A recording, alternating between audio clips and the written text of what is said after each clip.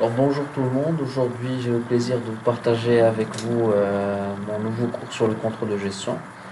Euh, Ce sera l'occasion d'introduire le sujet, le concept de base, quelles sont les définitions les plus importantes et essentielles sur le contrôle de gestion et les autres concepts qui sont en lien avec cette thématique. Et ce sera l'occasion aussi de voir quels sont les outils pour la mise en place d'un système de contrôle de gestion qui soit performant.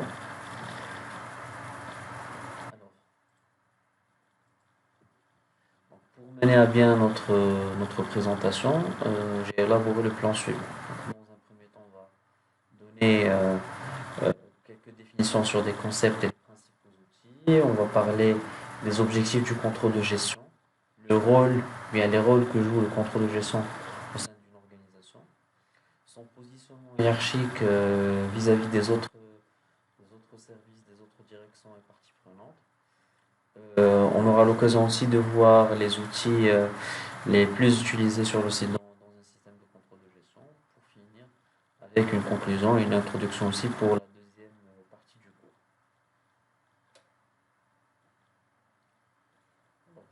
Je vous laisse déjà avec cette vidéo qui va vous présenter quelle est la définition de la performance.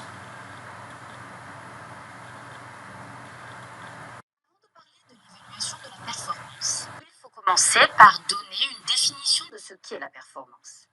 Quand on pense au terme performance, on pense naturellement au milieu du sport et aux records obtenus par des sportifs de haut niveau à force d'entraînement acharné et grâce à l'utilisation d'équipements de plus en plus techniques et efficaces.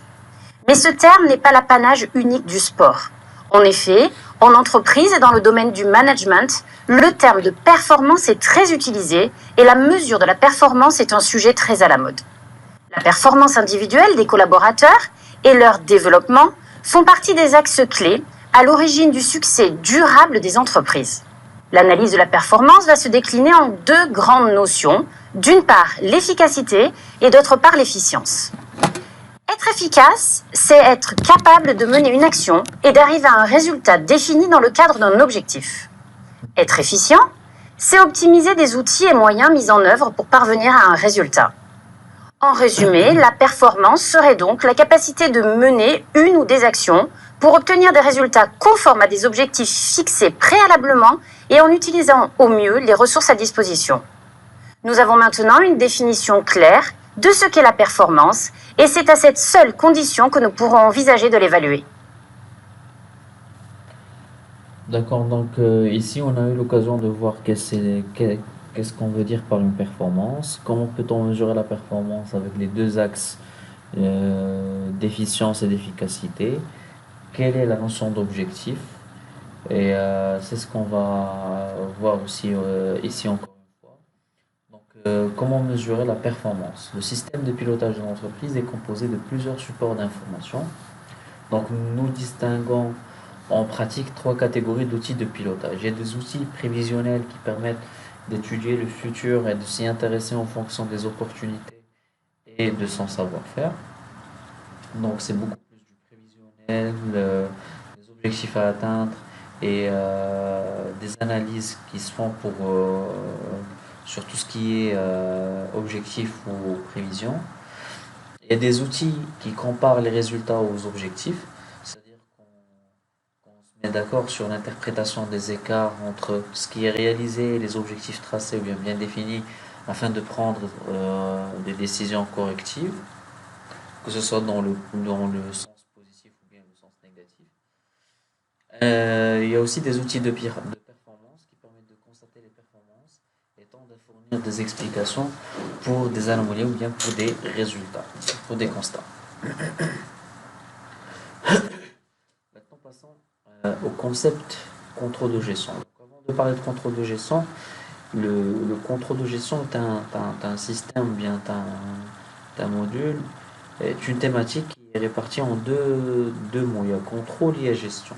Bon, gestion, on sait ce que c'est. Le contrôle, le mot contrôle peut avoir plusieurs définitions. Donc, les deux définitions qui nous intéressent sur le contrôle de gestion et qui sont liées par rapport à la gestion au management, c'est la vérification et la maîtrise. J'ai essayé de prendre que deux définitions du livre Le contrôle de gestion à la portée de tous, qui a permis de faire la différence entre le contrôle autant que vérification et le contrôle aussi autant que maîtrise. Donc, en tant que vérification, on peut dire que le contrôle de gestion est l'ensemble des techniques permettant de s'assurer de l'utilisation optimale des outils de gestion et ainsi de l'obtention des résultats conformes aux prévisions. Donc, il s'agit donc d'une vérification qui permet de rapprocher un fait avec une norme ou un standard. Tout écart constaté va devenir une source de sanction et par conséquent, une image plutôt négative du contrôle de gestion trouve sa naissance. Donc, c'est ce qui pousse les autres fonctions, les autres personnels, personnel de l'entreprise à faire un peu ce qu'on peut dire. Il fait attention à ce qu'il dit devant un contrôleur de gestion, à ce qu'il fait, et surtout par rapport au partage d'informations, confidentialité et tout. Donc c'est dans cet aspect que le but de contrôleur de gestion est d'aider les responsables à faire suivre les objectifs. La deuxième notion qui est de maîtrise, c'est là où on peut définir le contrôle de gestion comme un ensemble de moyens et ressources mis en œuvre par l'entreprise afin d'aider les responsables opérationnels à maîtriser la gestion pour atteindre les résultats souhaités. Donc son rôle ici, c'est de se charger du contrôle des plans d'action, du suivi de leurs exécutions, de l'analyse des écarts entre ce qui est prévu et réalisé, ainsi que la proposition des actions correctives et curatives afin d'atteindre les objectifs. Donc, dans cette optique, le contrôle de gestion est perçu comme un domaine très vaste nécessitant la maîtrise de tous les aspects de la gestion de l'entreprise, soit financier, commercial, RH, etc. Donc on peut dire que le contrôle de gestion est un système, donc c'est un process qui permet d'aider au pilotage et qui vise à vérifier en permanence que les résultats observés sont fiables et en conformité avec les objectifs ou valeurs cibles prévisionnelles. Il contribue ainsi à la mesure de l'efficacité des organisations hospitalières. Donc c'est un outil qui permet de rechercher en outre l'amélioration du rapport existant entre les ressources engagées et les activités produites. Il fournit ainsi une évaluation et un suivi de l'efficience des différentes fonctions des établissements, bon, des établissements de santé parce que bon, cette présentation a été faite dans le cadre d'un cours que j'ai donné à l'école internationale de management de la santé. Donc, on peut dire que voilà, c'est les différentes fonctions des établissements, des organismes, peu importe leur secteur d'activité. Donc, sur le triangle que vous voyez à droite, bon, c'est le triangle de la performance. Là, on a l'objectif, les résultats et les moyens mobilisés. Et autour de ça, on peut mesurer la performance par déjà la pertinence de l'objectif, la pertinence entre les ressources allouées et les objectifs à atteindre, l'efficacité et l'efficience que vous avez vu dans la première vidéo.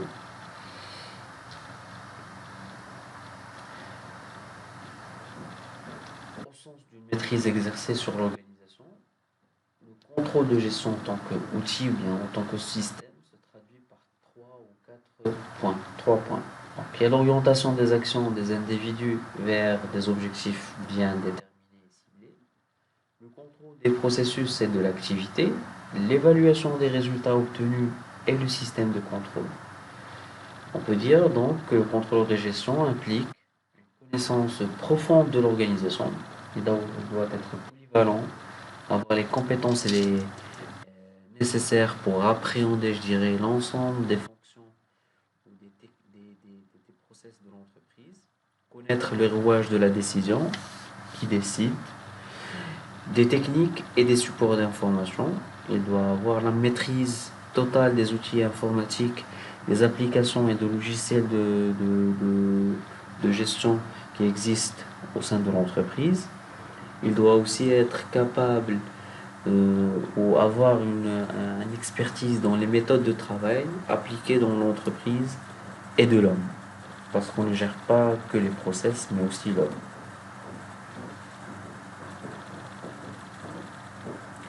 On peut voir les objectifs du contrôle de gestion selon deux dimensions.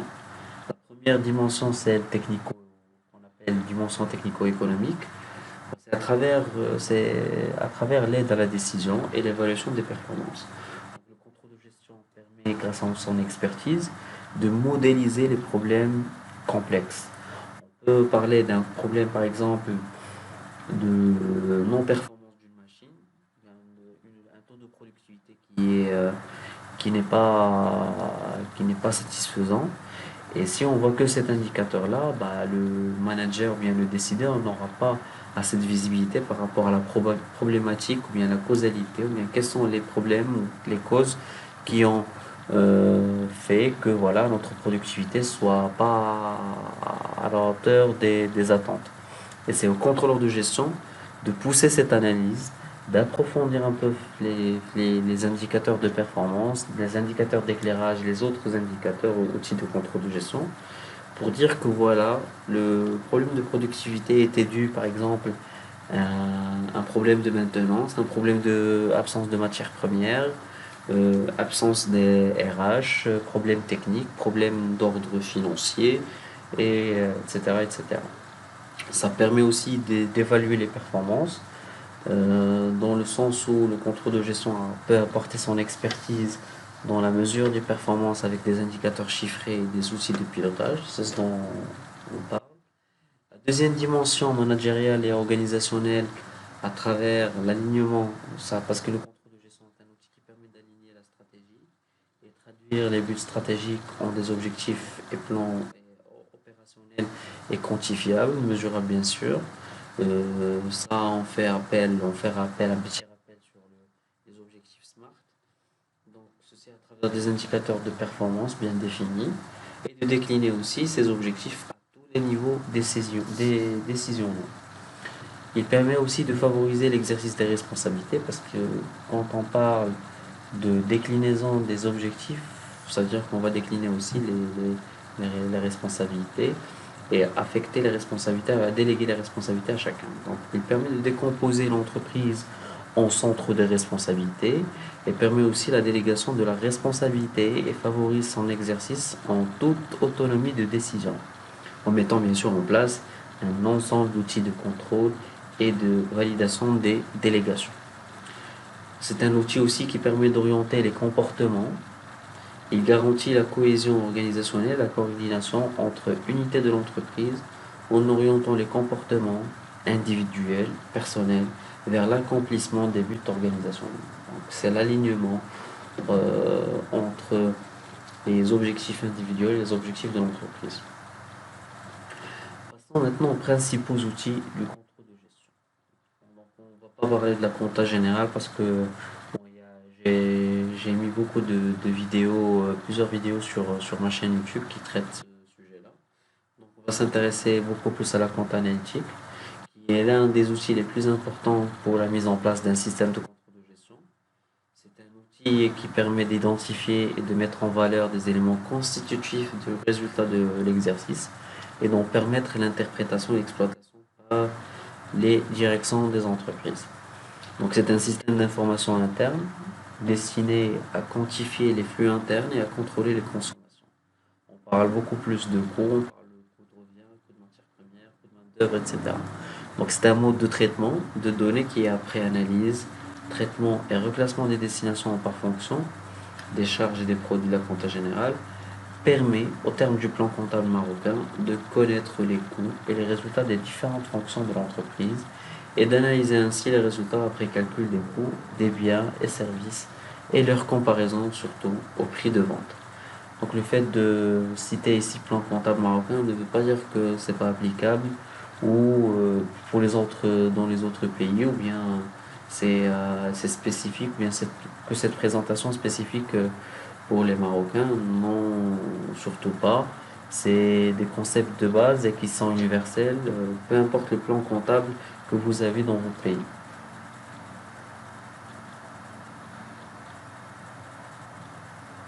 Donc c'est un outil pertinent qui permet le contrôle des opérations de production, d'approvisionnement et de commercialisation de l'entreprise. Il permet aussi le contrôle des résultats d'exploitation sommaire et l'orientation de la politique de vente conformément aux impératifs économiques et sociaux de l'entreprise. La détermination des bases d'évaluation de certains éléments du bilan d'entreprise et enfin l'établissement des prévisions rationnelles, ce qu'on appelle la budgétisation et la constatation des réalisations et l'explication des écarts qui en résultent. Passons maintenant à un deuxième outil qui est la gestion budgétaire, une troisième outil. Donc après la compta générale, la compta analytique. Donc, la gestion budgétaire conduit à la mise en place de programmes d'action chiffrés, appelés budgets, qui servent d'outil de pilotage s'il leur est adjoint un système de contrôle budgétaire cohérent et régulier. Donc à partir des prévisions définies dans le cadre du plan stratégique,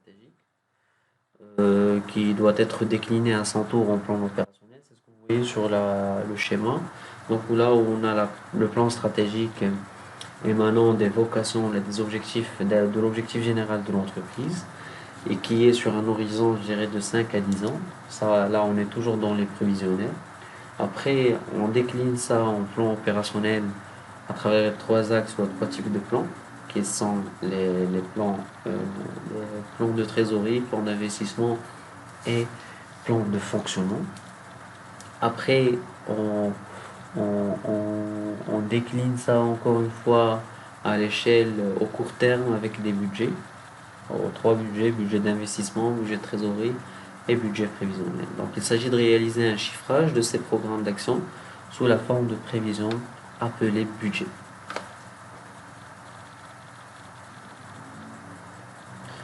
Là, je vais vous laisser sur la description un lien sur ma chaîne, sur une autre vidéo, qu'est-ce que la gestion prévisionnelle, afin d'éviter la redondance des thèmes sur cette chaîne. Donc, il s'agit d'une vidéo de 6 minutes, 5-6 minutes. Vous pouvez voir. Là, on va parler de la gestion prévisionnelle, de la déclinaison de la stratégie vers les budgets et les tableaux de bord. Et aussi, qu'est-ce qu'on veut dire par prévisionnel, par gestion prévisionnelle, quels sont les outils pour prévoir une performance, etc.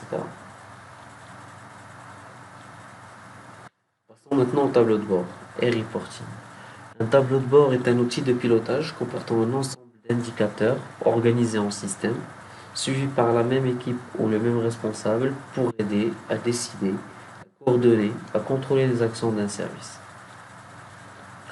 C'est un instrument de communication qui permet de communiquer entre les différentes parties prenantes de l'entreprise et de décision aussi, qui permet au contrôleur de gestion d'attirer l'attention du responsable sur les points clés de sa gestion afin de l'améliorer. Le reporting, quant à lui, est un outil de contrôle composé d'un ensemble d'indicateurs de résultats construits a posteriori de façon périodique afin d'informer la hiérarchie des performances du centre de responsabilité. Un indicateur est une information ou un regroupement de données contribuant à l'appréciation et à l'analyse d'une situation, d'une activité ou d'un process. Il permet de déclencher une prise de décision et des actions à entreprendre. L'indicateur peut être pertinent que s'il est rapporté à une référence. Si par exemple le chiffre d'affaires de l'entreprise X est de 10 millions de dirhams, ou bien 10 millions d'euros, on peut pas donner notre avis que voilà, c'est un chiffre d'affaires qui est important, qui est bien ou qui n'est pas bon, que si ce chiffre-là ou cet indicateur-là est rapporté à une référence. Par exemple, si on a un chiffre d'affaires moyen de 12 millions de dirhams alors que les réalisations de ce mois sont de 10, là on peut dire qu'on n'a pas atteint la performance moyenne de l'entreprise. Si on a un chiffre d'affaires ou bien un objectif, la référence peut être un objectif à atteindre, une cible, un standard, une moyenne, historique, statistique historique, etc. Donc, si on n'a pas une référence à rapporter ou bien rapprocher avec le résultat de l'indicateur, ça n'aura pas de sens en termes et de pertinence par rapport pour qu'on puisse prendre une décision là-dessus. Donc il y a trois types d'indicateurs. Les indicateurs de performance qui permettent de préciser les objectifs, capacité et les performances que l'entreprise peut atteindre, mais seul il ne permet d'apprécier les raisons pour lesquelles la performance a été obtenue ou non, et sur quel levier nous devons agir pour suivre la bonne trajectoire. Et c'est la raison pour laquelle on a d'autres indicateurs, dites de pilotage, qui permettent une analyse cause-effet. Donc, l'activité ou le process lié à l'indicateur est un groupe de tâches qui s'enchaînent d'une manière logique et étroite pour produire un résultat. Et enfin, on a des indicateurs d'éclairage qui permettent d'éviter tout cloisonnement entre les process, services ou les départements de l'entreprise. Ils sont très intéressants dans la mesure où ils permettent d'adjoindre et d'assembler aux indicateurs propres à un service d'autres indicateurs en provenance d'autres services. Là, on est arrivé au positionnement hiérarchique du contrôle de gestion dans une organisation. On peut l'avoir ici dans ce schéma en staff and line. Je pense que vous avez eu l'occasion de voir les structures organisationnelles, les modèles de structure organisationnelle. Là, c'est une sorte de staff and line. Là, où on a les directions en staff et là, on a le line en tant que conseiller ou là en tant que voilà, en tant que conseiller, en tant qu'assistant de la direction générale. Donc, on a un contrôle de gestion là-bas. On peut l'avoir rattaché au département. Là, on parle de contrôleur de gestion financier, contrôleur de gestion commerciale, contrôleur de gestion industrielle. Comme on peut avoir les deux dans une même structure, tout dépend, je dirais, de rattachement de la direction financière ou de rattachement à la direction générale, et aussi la centralisation, la décentralisation de la fonction. On peut avoir plusieurs entités avec une société mère. Là, on a un contrôleur de gestion, un département contrôle de gestion. Et voilà les autres contrôleurs de gestion qui sont rattachés aux filiales. Donc ça dépendra aussi des autres facteurs de contingence qu'on a vu avec Mintzberg. Donc à savoir la taille de l'entreprise, l'âge de l'entreprise, le système d'information, mais les systèmes utilisés au sein de l'entreprise, la configuration organisationnelle et l'environnement de l'entreprise. Passons maintenant rapidement au processus du contrôle de gestion. Donc vous voyez sur ce schéma-là que le contrôle de gestion joue un rôle central entre la planification stratégique et la gestion opérationnelle.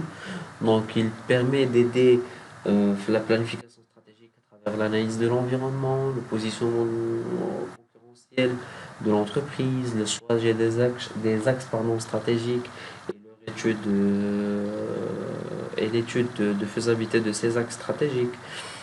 Il permet aussi ainsi de traduire financièrement les plans et les déclinaisons de la stratégie en des objectifs, le suivi des résultats et l'analyse des fusions et des performances. C'est un outil aussi qui va intervenir aussi dans la gestion prévisionnelle avec l'évaluation et le contrôle des plans d'action, la programmation des activités et la contribution dans l'agencement des ressources nécessaires. Donc on peut définir le process de contrôle de gestion en 4 ou 5 étapes. Donc, il y a la détermination des objectifs qui est faite normalement au niveau de la direction générale. Il y a la phase de prévision qui consiste à déterminer la stratégie de l'organisation à moyen et long terme. La phase d'exécution qui se déroule à l'échelon des responsables de l'organisation. Et il y a la phase aussi d'évaluation qui consiste à les résultats obtenus avec les objectifs de la direction générale. Et enfin, la phase d'apprentissage qui, grâce à l'analyse des écarts, permet de faire de progresser l'organisation et qui peut faire aussi apparaître des facteurs de compétitivité, clés de succès, des facteurs de compétitivité de l'entreprise. C'est ce qu'on appelle aussi le PAC ou bien le plan d'amélioration continue. Alors je vous laisse aussi avec sur la description de cette vidéo, une autre vidéo aussi, un autre lien qui parle du qu'est-ce qu'un contrôleur de gestion.